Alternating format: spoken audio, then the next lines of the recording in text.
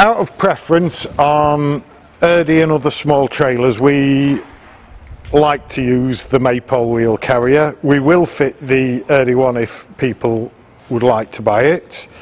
This is cheaper and is better in some ways because if you remove your spare wheel, the wheel carrier stays on the trailer, whereas the Erde one, once the wheel's removed, becomes loose and people tend to lose it.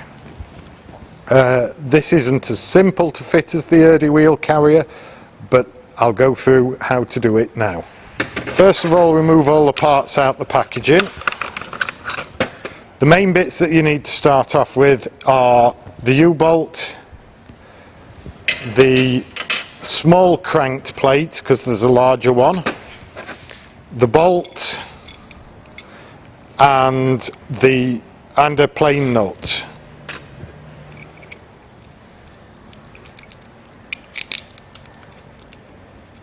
Get the plain nut, slide it through the bracket with a washer on. Drop another washer down there and slide and tighten the plain nut down the bracket. Once it's at the bottom, get two 17mm spanners.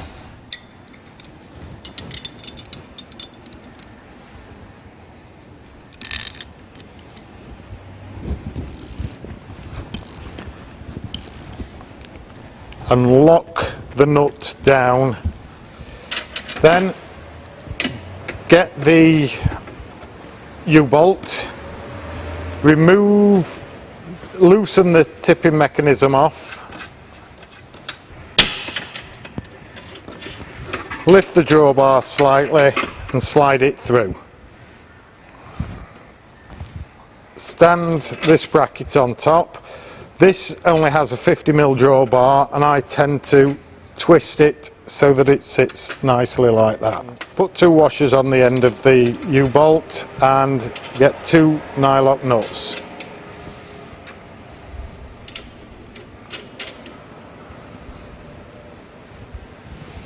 Once this is on, tighten them up. Just tighten the first one till it begins to nip the drawbar. And then tighten the other one so that it's tight. The spare wheel then needs to mount. Be careful that when the spare wheel goes over here, that the rim isn't catching on the bottom of the tipping mechanism. I also try and make the valve accessible so that it's like that and the pressures can be checked from above later on.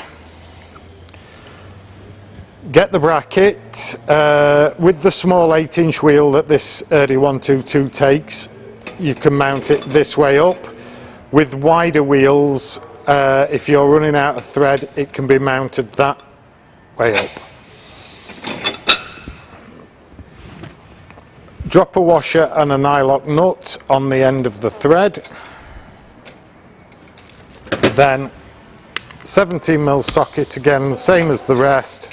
Tighten it down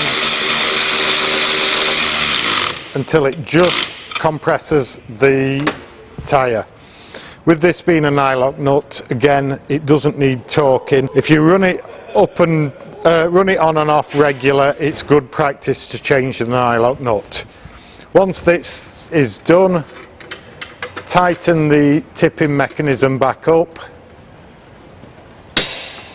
and refit the R-clip that stops the tipping knob coming undone. And it's as simple as that to fit. If ever you remove the spare wheel, the bracket stays on the trailer and you don't end up losing it.